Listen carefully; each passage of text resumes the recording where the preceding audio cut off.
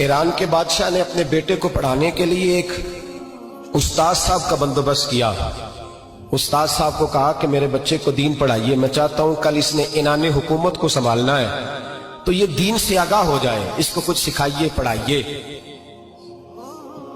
बहुत नेक बुजुर्ग बड़े दरवेश आलिम पढ़ाने लगे, असबाक मुकम्मल हो गए, दीन के असबाक कुरान मजीद पढ़ाया, अहादीस तय्यबा का दर्स दिया, उसूल फिक़ह से रूशनास कराया। जब बच्चे ने मुकम्मल तालीम हासिल कर ली और आमीन हो गई, दस्तार हो गई, फारिग हो गए, तो फिर एक दिन उस्ताद साहब ने कहा बेटे कल तुमने जरूर आना है, कुछ बात करनी है। शहजादा गया मिलने उस्ताद साहब से। उस्ताद साहब ने कुंडी लगा ली, हाथ में दुर्रा पकड़ लिया, मार मार के पूरे वजूद को जख्मी कर दिया। कोई गलती नहीं, कोई बात नहीं, मारा। अब बच्चा आया आके बादशाह सलामत से कहा कि अब्बा जी समझ नहीं आई, बड़ा मारा है उस्ताद। तो सियाने थे ना बादशाह, यहां तो कारी साहब रोज कटहरे में खड़े होते हैं, मौलवी साहब आपने मेरे बच्चे को क्यों मारा है? आप 8,000 के मौलवी हैं, मेरा कई करोड़ का बच्चा है, सवेरे बदल लेंगे। खबरदार आपने बच्चे को हाथ लगाया, अपनी हैसियत में रहे माज़अल्लाह। जो कौमें उस्तादों को कटहरों में खड़ा करती हैं वो तरक्की नहीं कर पाती। ये उस्तादों को कटहरों में रोज खड़ा करते। कहा अब्बा जी बड़ा मारा है, तो वालिद बड़े समझदार थे, कहने लगे बेटा उस्ताद बाप होता है, वो ज्यादती नहीं करता, कोई बात होगी, मैं तेरे उस्ताद को कटहरे में नहीं बुलाऊंगा।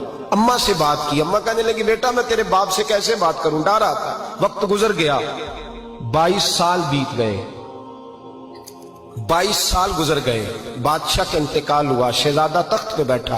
पहला हुक्म ये दिया कि मेरे उस्ताद को बुलाओ, पहला हुक्म। उस्ताद जी बूढ़े हो गए थे, छड़ी के ऊपर टेक लगा के आए और भवें सफेद होके झुक गई थी, यूं आंख खोल के बड़ी मुश्किल से देखा। कहने लगे शहजादे हुक्म हो। कब मैं शहजादा नहीं, अब मैं बादशाह बन गया हूं। उस्ताद जी 22 साल बीत गए, आपने मारा था, पर वो दर्द चूंकि ज्यादती की थी, मेरा कसूर कोई नहीं था, तो ना मेरी रूह से दर्द गया है ना मेरे जिस्म से गया है, मैं बेख्तियार था, पूछ नहीं सकता था, आज बाइख्तियार हुआ हूं। सबसे पहले पहला हुक्म आपको दिया, बुलाया है, बताए क्यों मारा था, क्यों मुझे मारा था, मेरी ज्यादती बताए।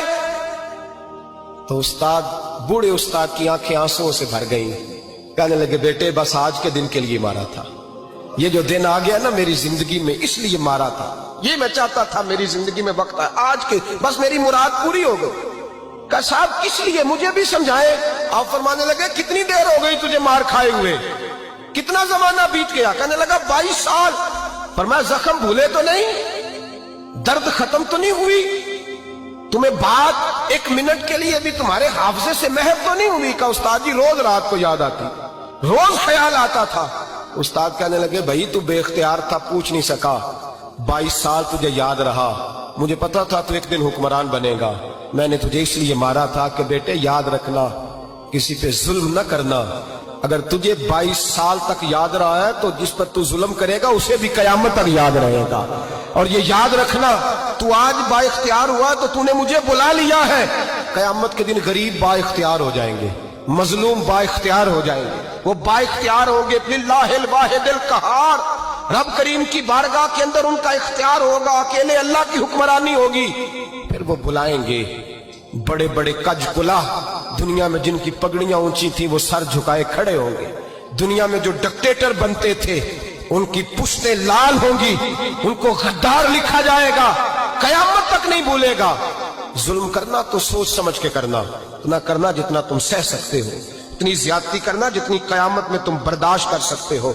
मेरे नबी करीम सल्लल्लाहु अलैहि वसल्लम ने फरमाया जुल्म से बचो, ये कयामत के अंधेरों में से एक अंधेरा होगा। जिंदगी में ज्यादती न करें, अगर थोड़ी देर के लिए कोई चीज बर्दाश्त कर जाएंगे तो वो फायदा दे जाएगी, कुछ देर के लिए अगर सह जाएंगे तो नफा मिल जाएगा, सहने की कोशिश करें।